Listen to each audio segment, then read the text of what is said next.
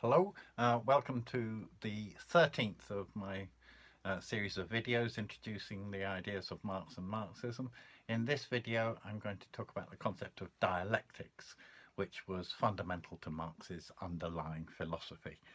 The term dialectics originated in ancient Greece, where it referred to the idea of reaching the truth through dialogue or through a process of cross-questioning. It was then developed by various philosophers, but most importantly by the great German philosopher Hegel, who worked it up into a system, a total system, which saw the whole history of humanity as a process of change driven by successive conflicting ideas, culminating in a kind of reconciliation with the absolute idea, which was his term for God.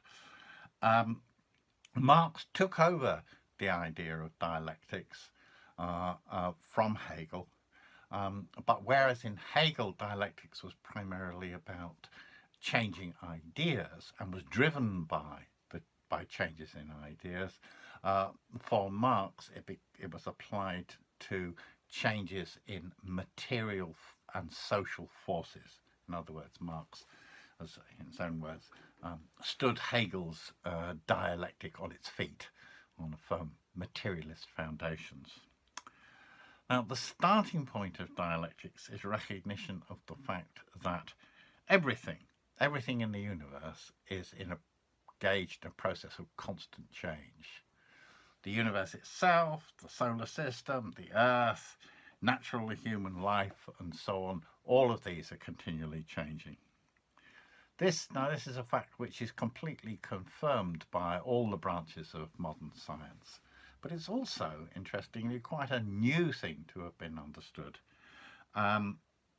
Even revolutionary scientists like Galileo and Newton operated with an idea that nature was fundamentally unchanging after the initial impulse given by God, or the act of creation.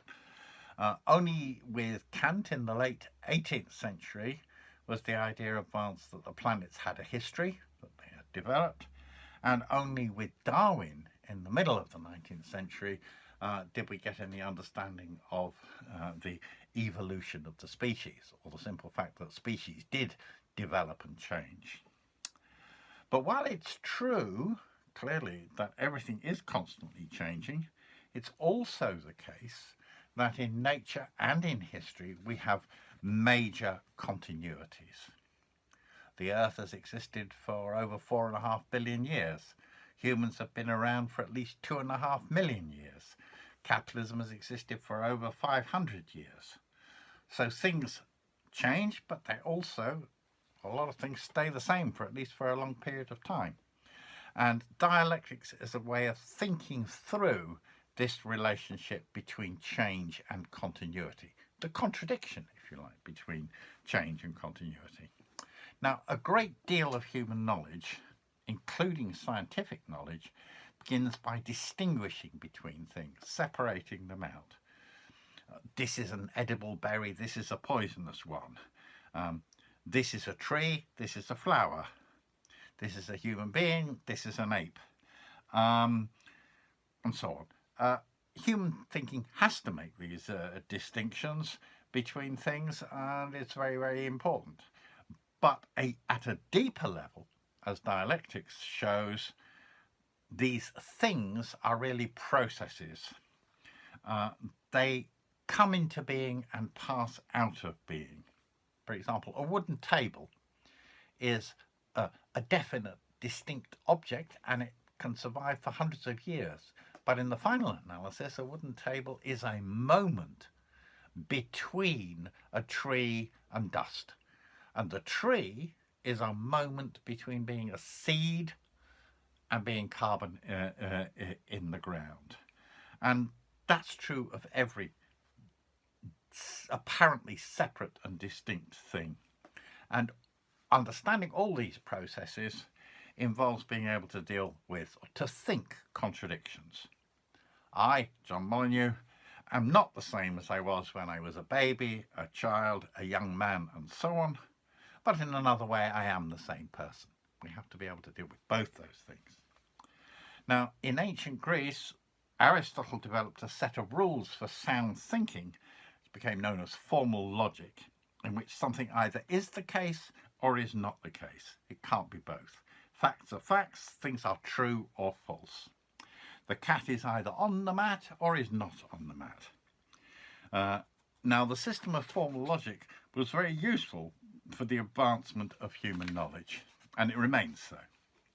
But it also had and has its limits, particularly when dealing with processes of change, evolution, and above all, revolution. The stationary cat may be on or off the mat, or even half on and half off the mat, but the cat in motion, the living cat, passes onto the mat and passes off it. Dialectics, as developed by Hegel and then by Marx and Engels was very important in this, recognised the value of formal logic but moved beyond it to develop a number of concepts or rules of thinking for grasping processes of change. First of these that I want to discuss is that any existing state is in fact a unity of opposites, a moment of balance or equilibrium between opposed and contradictory forces, between forces that make for change and those that preserve the status quo.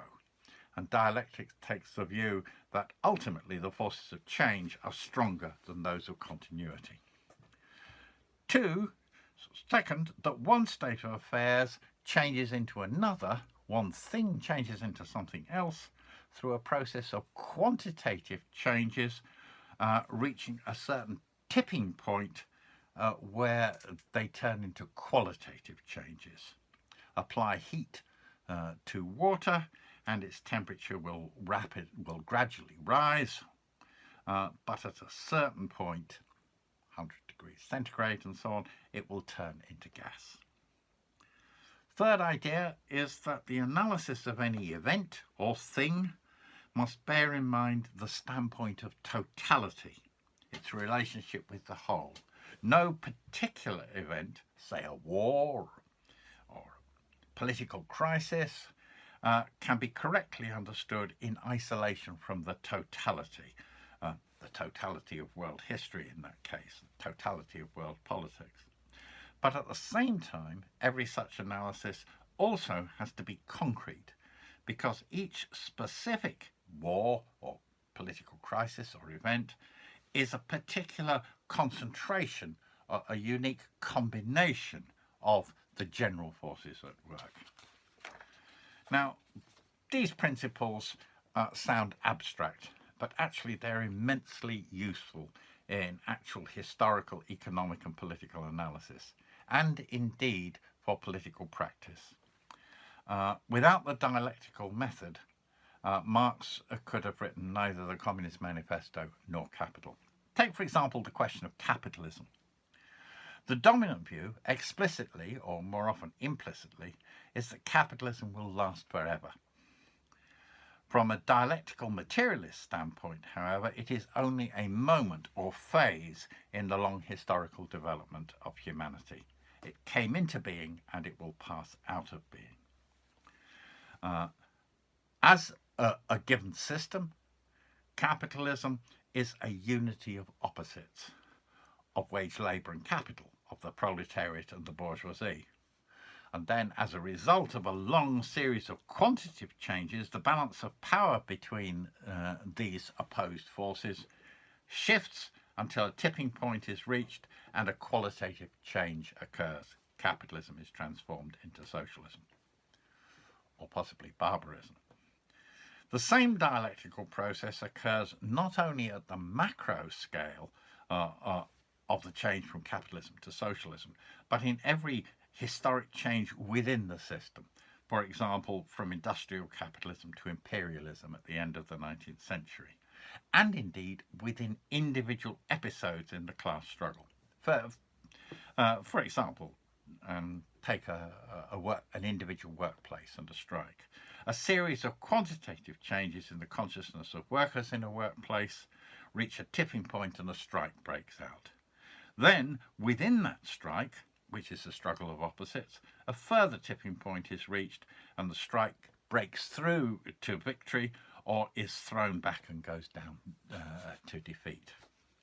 The ability to think dialectically, to hold together the totality and the concrete, to deal not only in fixed abstractions, but in terms of developing contradictions, is greatly beneficial in revolutionary political practice. Other examples. Do trade unions represent the interests of workers, or do they act as allies of the bosses? The dialectical answer is that they can do and be both in different proportions at different times, and a trade union activist, a socialist trade unionist, needs to understand that contradiction, that contradictory role of trade unions, and deal with it. Is Irish nationalism progressive or reactionary? Again, the dialectical answer is that it can be both. Directed against British imperialism, it is progressive, at least up to a point. Directed against immigrants and refugees, it is reactionary. If you're a socialist in Ireland, you have to deal with that contradiction. The essence of dialectics, therefore, is that change takes place through the struggle of opposed forces, and a grasp of dialectical thinking is hugely useful in analysing processes of change in their living richness and complexity, the supreme example of which is revolution.